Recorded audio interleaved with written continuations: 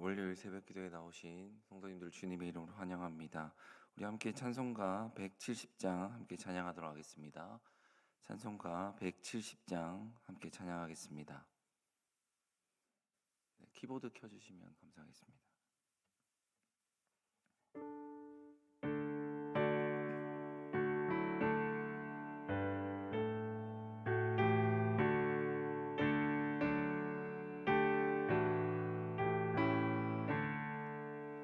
내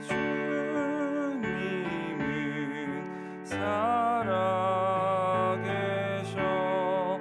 날 지켜주시니 그 큰 사랑 인하여서 나 자유 얻었네.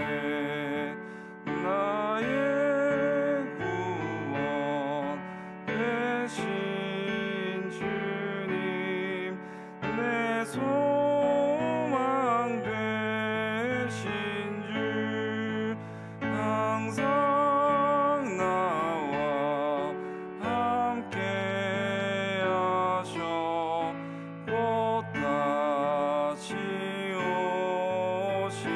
오시니 나를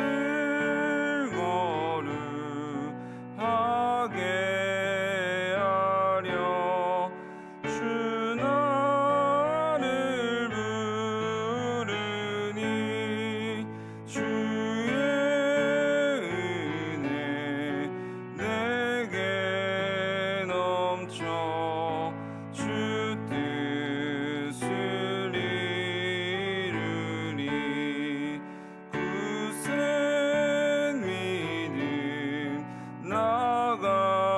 나가지고 주 말씀 따르면 주님 다시 강림할 때 날 영접하시니 아멘. 함께 하나님 말씀 살펴보겠습니다. 요한복음 20장 19절부터 31절까지 말씀입니다. 요한복음 20장 19절부터 31절까지 말씀입니다. 우리 한 절씩 교독하고 31절은 함께 읽도록 하겠습니다.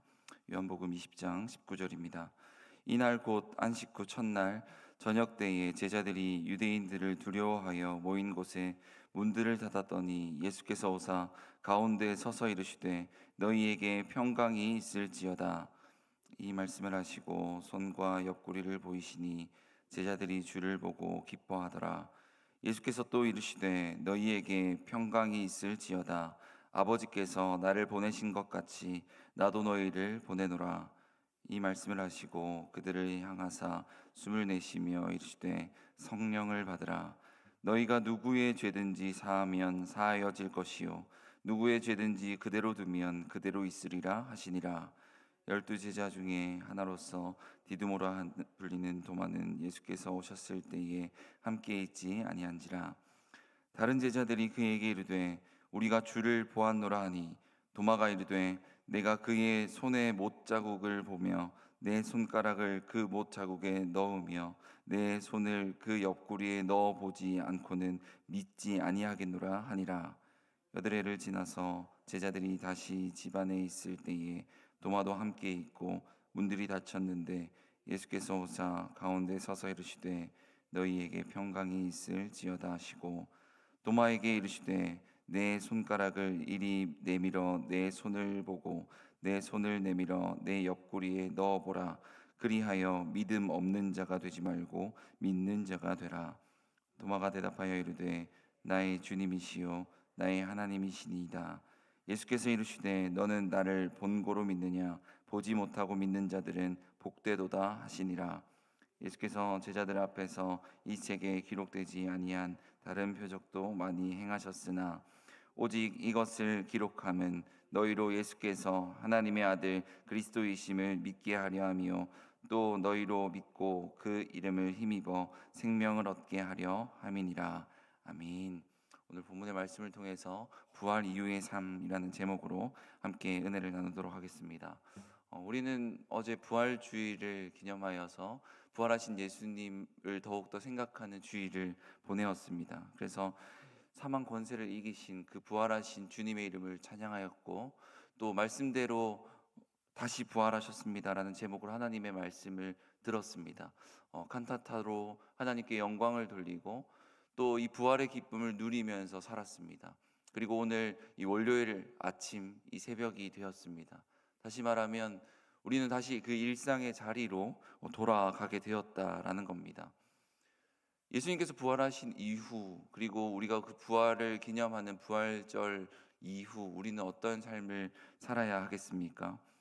이 질문에 오늘 본문은 답을 해주고 있습니다. 우리가 부활 이후에 어떤 삶을 살아야 하는가? 예수님께서 부활하셨다라는 것을 고백하고 기뻐한 이후에 우리는 어떤 삶을 살아야 하는가라는 것을 예수님이 제자들을 만난 이 사건을 통해서 알려주고 있다는 겁니다. 먼저 제자들을 보시면 제자들도 예수님의 부활 이후의 일상의 삶으로 돌아갑니다. 19절을 한번 보십시오.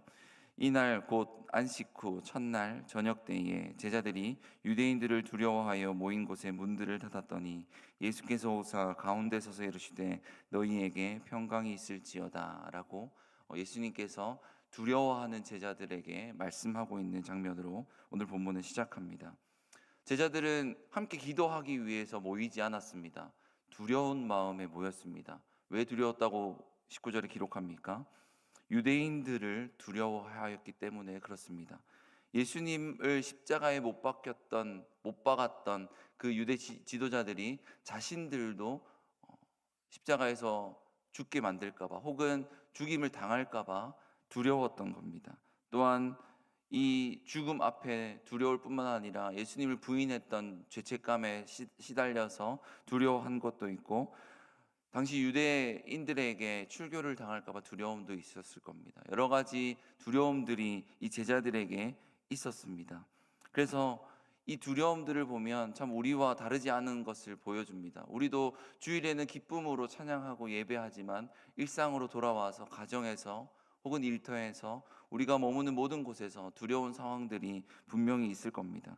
경제적인 불안도 있고 건강상의 문제도 있고 또 불확실한 이 미래도 우리를 불안하게 하는 요소 중에 하나일 것입니다. 제자들과는 어떻게 보면 다른 불안함일 수 있지만 구조적으로 매우 비슷합니다. 우리에게도 불안함이 우리의 삶에 가득 넘칠 때가 있다라는 겁니다. 그래서 부활하신 예수님으로 인하여 기뻐하고 부활하신 예수님으로 말미암아 즐거워하지 못하고 그 즐거움보다 두려움이 가득해서 벌벌 떨 때가 있다는 거죠. 그리고 제자들이 문을 닫아서 두려워했던 것처럼 우리는 이 마음의 문을 닫아서 하나님의 말씀을 듣지 않으려고 하고 하나님의 이름을 찬양하지 않으려고 할 때가 너무나도 많다는 겁니다. 그런데 오늘 본문은 19절에 어떻게 이야기합니까? 문을 닫았던 그 문을 예수님께서 통과하여서 제자들 앞에 오십니다. 그래서 예수께서 오사 가운데 서서 말씀하시죠. 말씀하시는데 너희에게 평강이 있을지어다라고 선언하고 계시는 겁니다. 우리에게 예수님이 분명히 부활 이후에 어떤 삶을 살아라라고 선언하시냐면 평안함으로 살아라라고 이야기하고 있는 겁니다. 그래서 20절 21절의 말씀을 보면 제자들에게 기쁨이 회복되는 모습과 함께 예수님이 다시 한 번 더 평강이 있을지어다 말하는데, 이 말씀을 하시고 손과 옆구리를 보이시니 제자들이 주를 보고 기뻐하더라. 예수께서 또 이르시되 너희에게 평강이 있을지어다. 아버지께서 나를 보내신 것 같이 나도 너희를 보내노라 라고 고백합니다. 예수님을 만난 이후에 제자들은 회복됩니다. 두려웠던 마음들, 닫혔던 문들을 활짝 열고 이제는 기뻐하는 것을 보여줍니다. 그런데 이 기쁨 이후에 예수님께서 또 이야기하시는 거죠. 너희에게 평강이 있을지어다 라는 겁니다. 왜 재차 19절에도 평강이 있을지어다 말씀하시고 21절에 또다시 말씀하시는 것이겠습니까? 제자들의 마음에 여전히 불안한 마음들이 있었기 때문에 그렇습니다. 그래서 예수님은 재차 찾아오셔서 말씀하십니다. 평안이 있기를, 너의 삶에 평안이 있기를 바란다라고 고백하고 있는 겁니다. 우리의 삶도 마찬가지입니다. 괴롭고 끔찍하고 고통스럽고 공포스러운 일들이 찾아와서 우리의 마음을 굳게 하고 또 다치게 만들고 누구의 이야기도 듣지 않으려고 할 때, 동굴로 들어가 버리고 싶어 할 때 예수님이 그것을 통과하여서 우리의 마음 깊숙이 오셔서 말씀하고 계시는 겁니다. 오늘도 말씀하실 것이고 우리가 살아있는 동안 끊임없이 말씀하실 것입니다. 그것이 무엇입니까? 너희에게 평강이 있을지어다 라는 고백입니다. 그리고 나서 평안함 이후에 예수님은 우리에게 사명을 주십니다. 아버지께서 나를 보내신 것 같이 너희들도 보내겠다. 그래서 이 땅에 예수님께서 오신 것 같이 너희들도 예수님을 전하는 삶을 살아라 라고 사명을 주시는 겁니다. 그런데 이 사명을 주실 때 그냥 주시지 않습니다. 22절의 말씀을 보면 이 말씀을 하시고 그들을 향하사 숨을 내쉬며 이르시되 성령을 받으라라고 예수님께서 고백하고 있습니다. 예수님은 늘 사명을 주실 때 그냥 주시지 않고 성령님과 함께 할 수 있는 능력을 주신다라고 요한복음에서 이야기합니다. 그리고 이 성령을 받으라라고 할 때 앞에 보면 그들을 향해서 숨을 내쉰다라고 표현합니다. 이 숨은 이 아담을 하나님께서 흙으로 빚으실 때 생명을 주셨다라고 할 때 그 숨입니다. 그리고 에스겔에서 우리가 살펴본 것처럼 마른 뼈가 살아날 때 하나님께서 주셨던 그 생기입니다. 다시 말하면 하나님께서 우리에게 사명을 주실 때, 예수님께서 우리를 세상 가운데 보내실 때 그냥 보내시는 것이 아니라 생명과 능력과 힘을 주셔서 보내신다라는 겁니다. 그래서 우리는 사명을 감당하기 위해서 성령으로 충만해야 한다라는 거죠. 예수님께서 성령을 받으라라고 하신 그 말씀을 받고 우리도 성령 충만함을 얻기를 기도하는 이 아침이 되기를 바랍니다. 그래서 우리가 어려운 상황, 힘든 상황, 예수님이 부활하셨는데 그럼 그게 나와 무슨 상관인가 하는 질문 앞에 예수님이 나에게 부활을 허락하셨기에 우리는 어려운 상황에도 예수님의 말씀처럼 화평할 수 있습니다 라는 고백이 늘 있어야 할 것입니다. 그것이 성령님이 우리 마음 깊숙이 함께 하시고 동행하시기 때문에 가능할 줄 믿습니다. 하나님은 예수님을 보내셨고 예수님은 성령님을 보내셔서 교회를 통하여 우리와 늘 함께 하고 계십니다. 그래서 선한 길로 인도하시고 우리가 사명을 감당할 힘과 능력을 주신다는 것을 기억하는 저와 여러분이 되기를 바랍니다. 이 평안함을 누리고 예수님께서는 우리만 누릴 뿐 아니라 남들에게, 가족들에게, 이웃들에게 이 평안함을 전하라라는 사명을 우리에게 주신 겁니다. 그 성령님을 통하여서 이 사명들을 잘 감당하는 저와 여러분이 되시기를 바랍니다. 사실 요한복음을 오늘 이 20장 19절에서 31절까지의 말씀을 묵상하면 딱 오늘 이 방금 살펴보았던 23절까지만 읽으면 되게 자연스럽게 끝날 것 같은데 오늘 24절부터 29절까지 말씀을 보면 이 도마라고 하는 의심하는 사람, 이 의심하는 제자를 다시금 이야기하고 있습니다. 24절과 25절을 한번 보십시오. 12제자 중에 하나로서 디두모라 불리는 도마는 예수께서 오셨을 때에 함께 있지 아니한지라. 다른 제자들이 그에게 이르되 우리가 주를 보았노라 하니 도마가 이르되 내가 그의 손에 못자국을 보며 내 손가락을 그 못자국에 넣으며 내 손을 그 옆구리에 넣어 보지 않고는 믿지 아니하겠노라 하니라 라고 말합니다. 이 도마의 고백을 보면 믿음의 고백입니까? 아니면 의심의 고백입니까? 결코 믿음의 고백은 아닙니다. 의심하고 불안하고 이 19절에 나타났던 두려움의 연속이 도마에게 일어나는 것을 보게 되는 겁니다. 왜 예수님께서는 이 불안한 도마를 다시금 끄집어내서 요한복음에 기록하고 있는 겁니까? 성령으로 충만하여서 내가 보낸 것 같이 너희도 보냄을 받을 것이다 라고 하고 끝나면 되는데 왜 다시금 도마를 이야기하는 걸까요? 그것은 어김없이 우리의 삶이 두려움으로 재차 반복해서 살아갈 수 있는 상황들이 있기 때문에 그렇습니다. 그런데 예수님은 동일하게 26절에 이렇게 이야기합니다. 여드레를 지나서 제자들이 다시 집안에 있을 때에 도마도 함께 있고 문들이 닫혔는데 예수께서 오사 가운데 서서 이르시되 너희에게 평강이 있을지어다 라고 고백하고 있는 거죠. 예수님은 세 번째로 똑같이 재차 강조하며 이야기합니다. 너희에게 평안이 있을지어다 라는 겁니다. 이 26절에 여드레라고 하는 표현은 8일인데 당시 이 날을 이야기할 때는 당일까지 포함한 날입니다. 그래서 우리는 8일로 생각할 수 있지만 7일 후입니다. 다시 말하면 주일인 거죠. 주일에 예수님께서 불안해하고 두려워하고 초조해하는 이 도마에게 직접 찾아가셔서 동일하게 말씀하시는 겁니다. 너희에게 평강이 있을지어다 라고 이야기합니다. 예수님은 우리가 믿음이 약한 것을 알고 계시는 듯이, 우리의 두려움이 계속적으로 반복되는 것을 알고 있듯이 다시 찾아오셔서 다시 말씀하고 계시는 겁니다. 너희의 삶이 두려움으로 가득하냐? 책망하지 않으시고 우리의 문을 여시고 다시 오셔서 평안이 있을지어다 라고 말씀하시는 겁니다. 이것이 우리를 구원하신 예수님이라는 것을 우리는 늘 기억해야 할 것입니다. 예수님은 우리의 삶의 현장에 늘 찾아오시는 분이라는 거죠. 실패하고 믿음이 약해지는 상황에 언제든지 찾아오셔서 우리에게 평안을 주시는 그 예수님이 계신다는 겁니다. 그 예수님이 찾아오자 도마는 이제 불신에서, 불안한 마음에서, 두려움에서 사라지고 믿음의 고백을 하게 됩니다. 주님은 나의 주인이십니다. 나의 하나님입니다 라는 고백입니다. 28절 29절 한번 보시면 도마가 대답하여 이르되 나의 주님이시요 나의 하나님이시니이다. 예수께서 이르시되 너는 나를 본고로 믿느냐? 보지 못하고 믿는 자들은 복되도다 하시니라 라고 말합니다. 이제 예수님께서 말씀하십니다. 이제 보지 않아도 믿는 믿음이 너희에게 있기를 바란다. 보아도 보지 못하는 자가 되지 말고 보고도 믿는 믿음 넘어서서 보지 못해도 믿는 믿음으로 살아가라 라는 겁니다.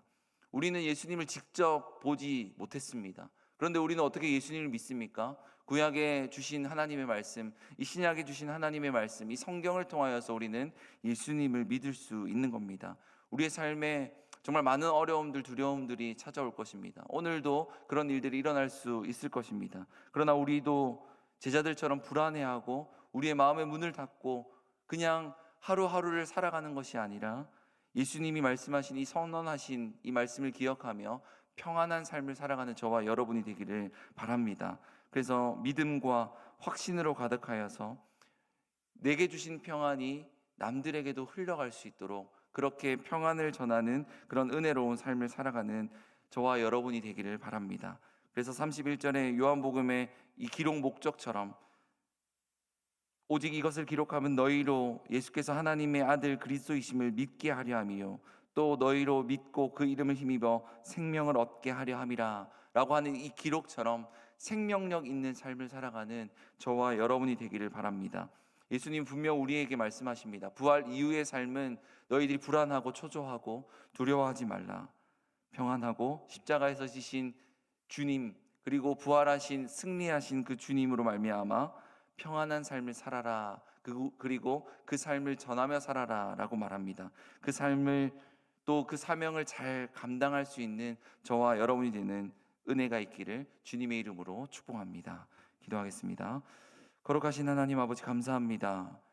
저희들에게 은혜를 주셔서 우리의 죄를 사하시기 위해서 십자가를 지시고 또 3일 만에 부활하셔서 우리에게 승리와 기쁨과 또 은혜를 허락하여 주시고 누리게 하시니 참으로 감사를 드립니다. 하나님 부활하신 그 예수님을 기억하며 저희들이 하루하루를 살아가길 소망합니다.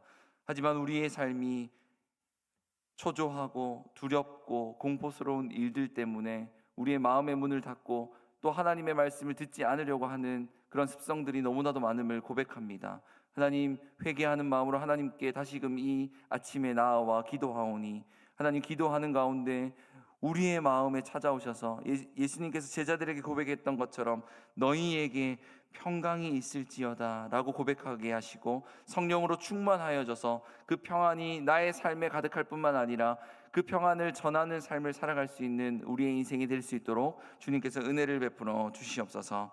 하나님 오늘도 어김없이 주의 말씀을 따르기 위해서 하루하루 치열하게 살아가는 성도님들이 계십니다. 하나님 친히 찾아가 주셔서 힘을 더하여 주시고 생명력을 더하여 주시고 하나님의 말씀에 순종할 때마다 복음의 열매가 맺히고 믿음의 열매가 맺힐 수 있는 놀라운 은혜를 저희들에게 허락하여 주시옵소서.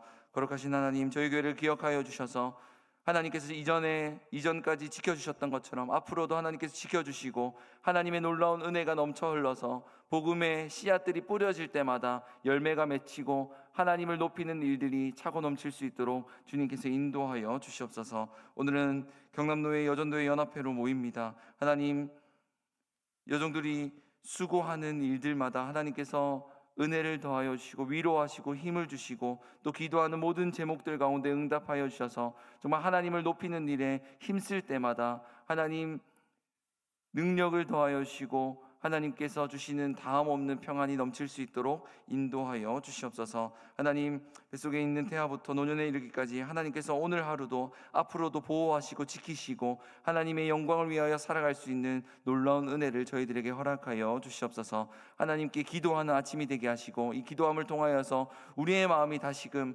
믿음과 하나님을 향한 그 확신으로 가득할 수 있도록 주님께서 인도하여 주시옵소서. 감사를 드리며 예수님의 이름으로 기도드립니다.